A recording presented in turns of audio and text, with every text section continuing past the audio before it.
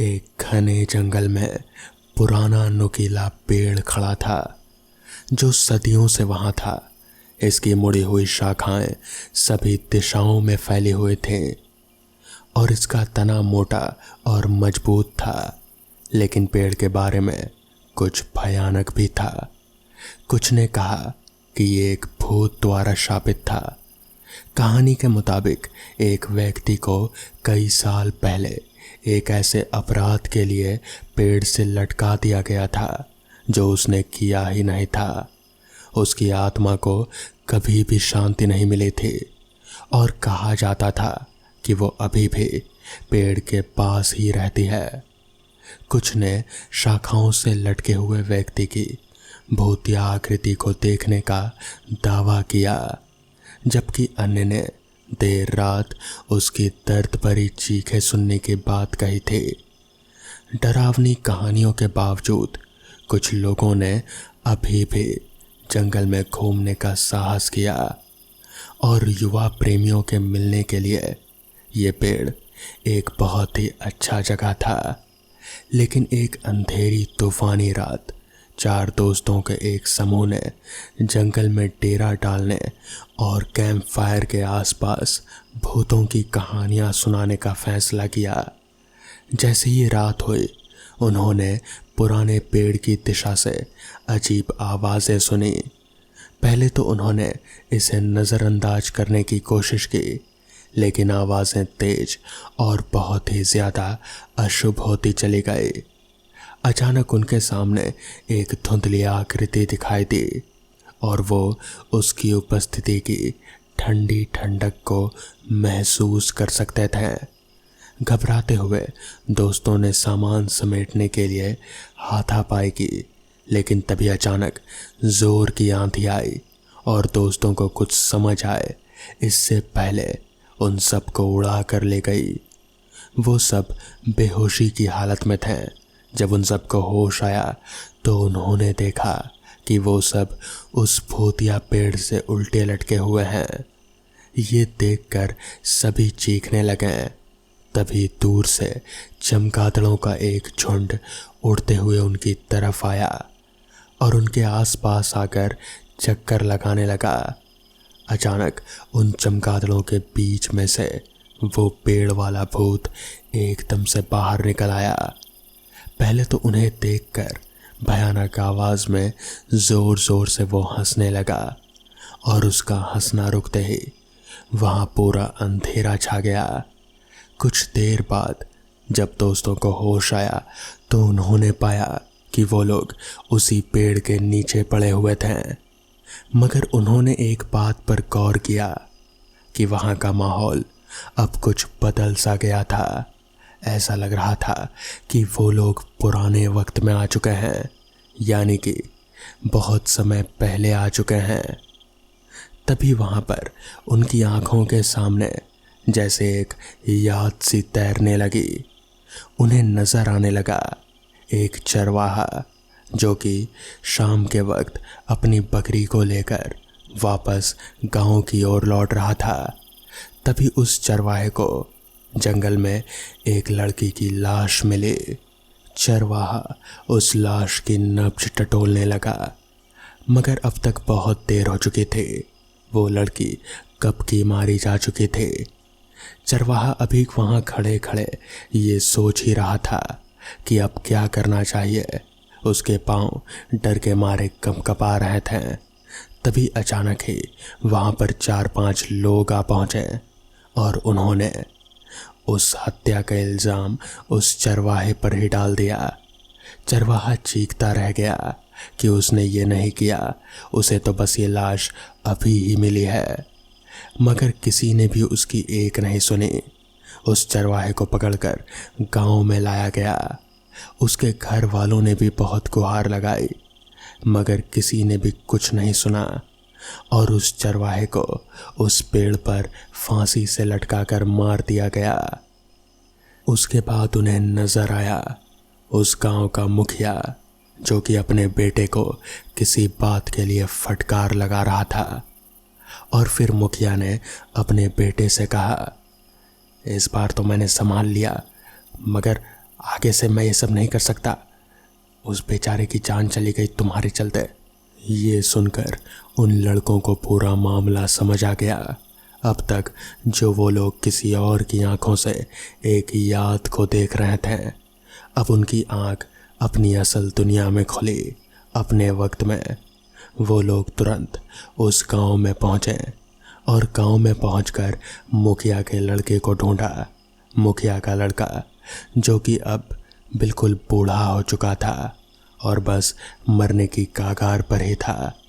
उन्होंने मुखिया के लड़के को पूरी बात बताई और ये भी इल्ज़ाम डाला कि उस लड़की को चरवाहे ने नहीं बल्कि उसी ने मारा था।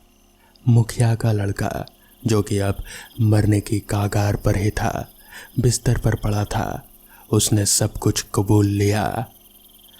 कहते हैं उस दिन के बाद से उस पेड़ के आसपास किसी को भी कुछ अजीब महसूस या फिर कुछ अजीब सुनाई या दिखाई नहीं दिया। कहते हैं कि शायद अब उस चरवाहे की आत्मा को मुक्ति मिल गई। तो दोस्तों, ये थी आज की पहली कहानी।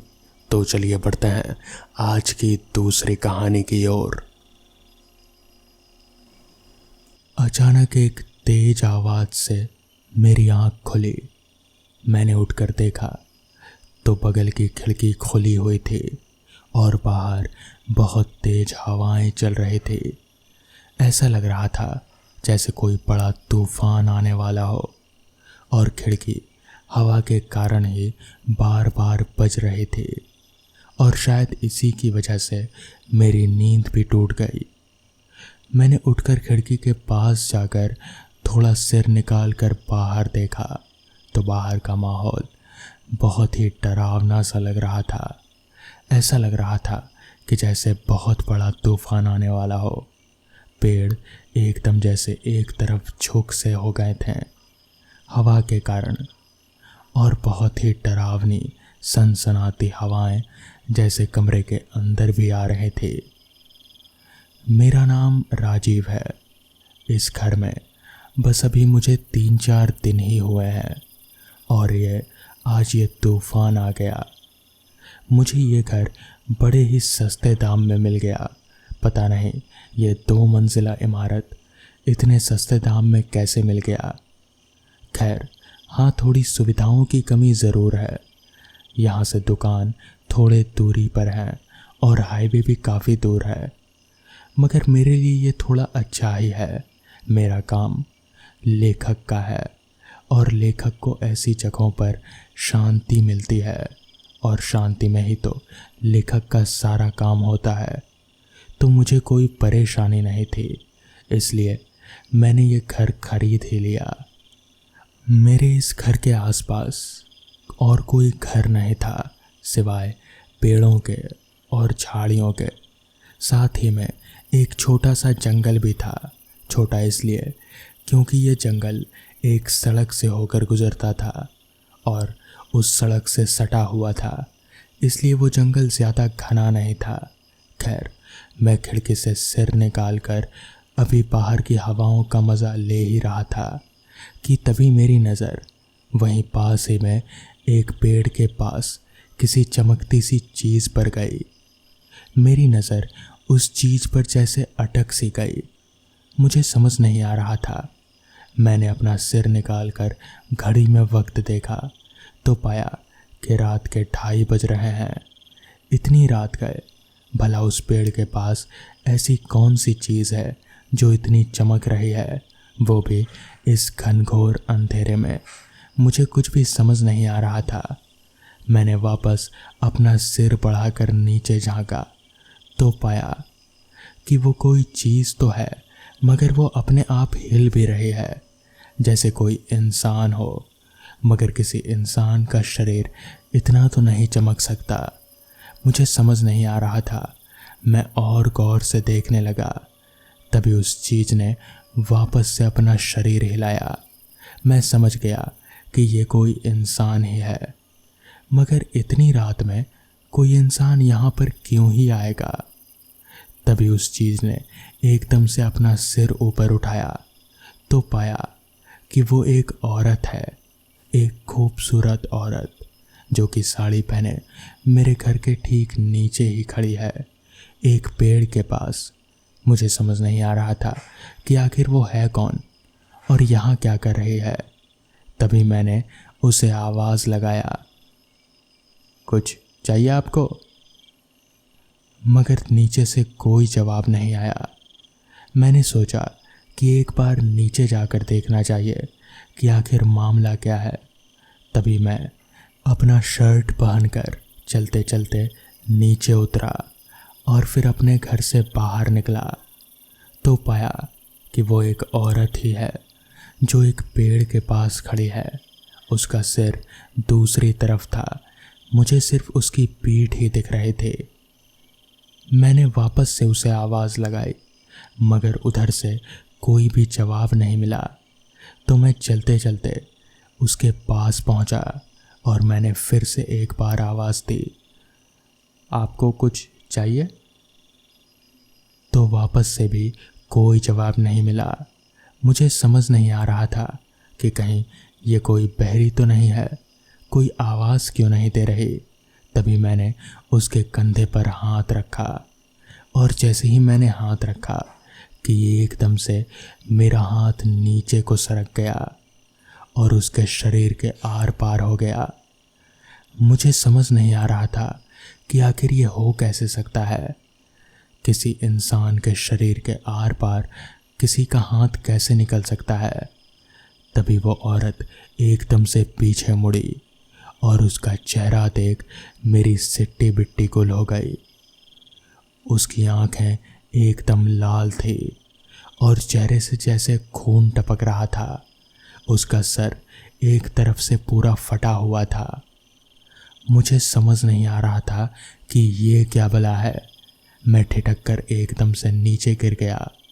वो औरत एकदम से मेरे करीब पड़ने लगी। तभी मैंने ज़ोर ज़ोर से हनुमान चालीसा पढ़ना शुरू कर दिया और मेरे ऐसा करते ही वो औरत एकदम से दूर चली गई। जिसके बाद मैं भागता भागता अपने घर पहुंचा और दरवाज़ा बंद कर एकदम से अपने कमरे में जाकर बैठ गया। मुझे कुछ भी समझ नहीं आ रहा था कि अभी अभी ये हुआ क्या। अगले दिन सुबह मैंने अपने मकान मालिक से इस बारे में बात की। तब जाकर उसने बताया कि दरअसल कुछ साल पहले उस घर में एक औरत ने आत्महत्या की थी। दरअसल वो उस घर की बालकनी से नीचे कूद गई थी। इसकी वजह तो कोई नहीं जानता, पर लोग कहते हैं कि उसकी आत्मा आज भी वहीं भटकती है। उस दिन के बाद ही मैंने तुरंत ही वो घर छोड़ दिया। बरसात का मौसम मुझे कुछ खास पसंद नहीं है। वैसे भी बहुत ज़्यादा कीचड़ होता है और गीला गीला बारिश मुझे बिल्कुल भी नहीं पसंद। मगर उस रात मेरी मजबूरी थी। मैं कार लेकर उस सुनसान रास्ते पर आगे बढ़े जा रहा था। बारिश बहुत तेज थी, इतनी तेज कि सामने का कुछ भी साफ साफ नज़र नहीं आ रहा था, सिर्फ बारिश की मोटी मोटी बूंदों के अलावा। मैं जिस रास्ते पर आगे बढ़ रहा था उस रास्ते पर मेरे अलावा और कोई गाड़ी या फिर और कोई शख्स नज़र नहीं आ रहा था। ना ही कोई दुकान थी, ना ही कोई घर। रास्ते के दोनों तरफ सिर्फ घना जंगल। मैं पहले कभी भी ऐसे रास्ते पर नहीं गया था। उस रास्ते पर कुछ तो अजीब सा था। मुझे एक अजीब सी बेचैनी सी महसूस हो रही थी। ऊपर से बारिश और बादल गरजने की आवाज़ बीच बीच में मुझे एकदम से चौंका दे रहे थे।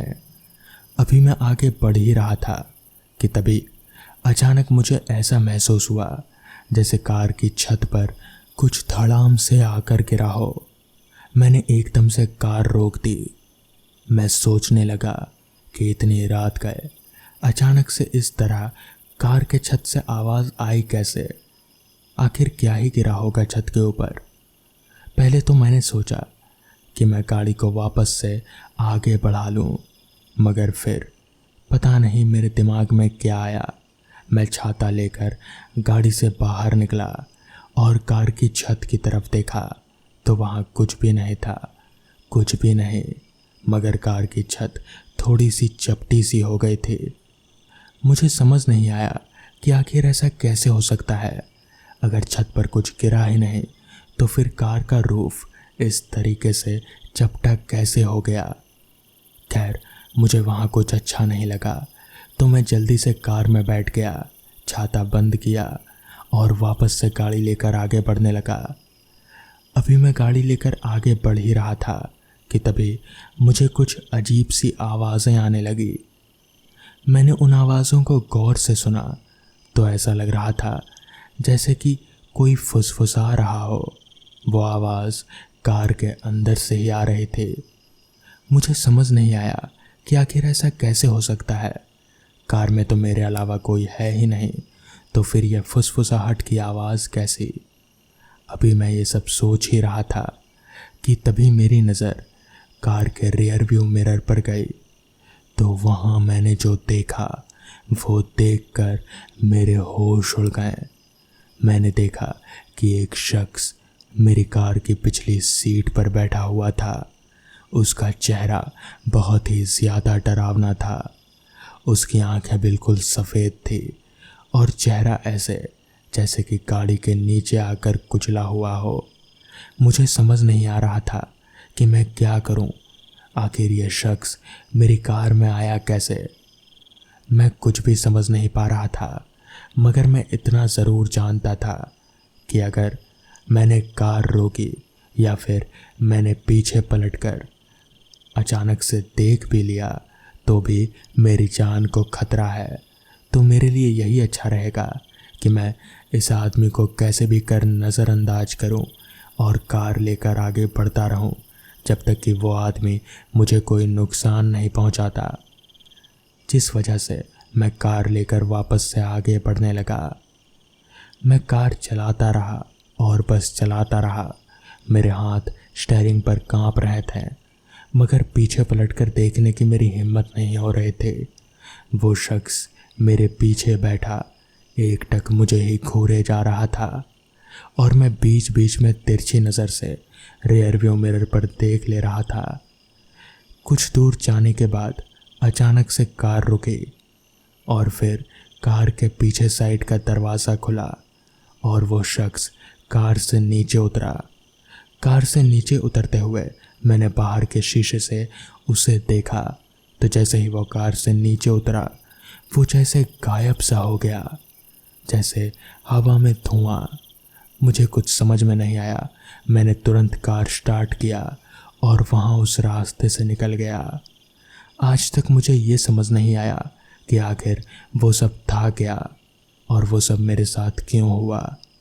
खैर, तो दोस्तों, ये थी आज की कहानियाँ। अगर आपको ये कहानियाँ पसंद आई हों तो वीडियो को लाइक और चैनल को सब्सक्राइब करना ना भूलें। तो मैं आपका दोस्त आर्यन जल्द ही मिलूँगा आपसे ऐसी ही नई कहानियों के साथ। तब तक के लिए अपना ख्याल रखें।